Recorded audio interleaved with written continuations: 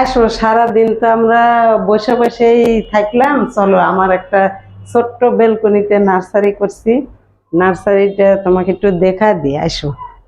নার্সারিতে কি কাজ করা লাগবে নাকি আমার?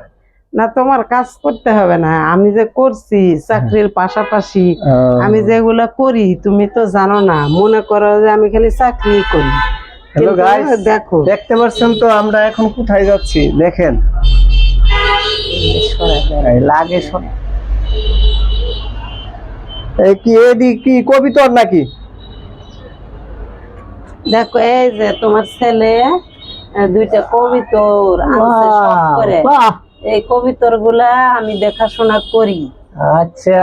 দেখো আমি কত সুন্দর সুন্দর দেখো গাছ লাগাচ্ছি, দেখো কত সুন্দর। এগুলা কি পরিচর্যা করতে সময় লাগে না? হ্যাঁ হ্যাঁ সময় লাগে। আমি চাকরির পাশাপাশি দেখো কত সুন্দর হলুদের গাছ, পাথরকুচির গাছ। এটা হচ্ছে শুধু ফুলের জন্যই না, শখের জন্যই না, এটা হচ্ছে ওষুধের কাজও করে, অনেক ওষুধের কাজ করে।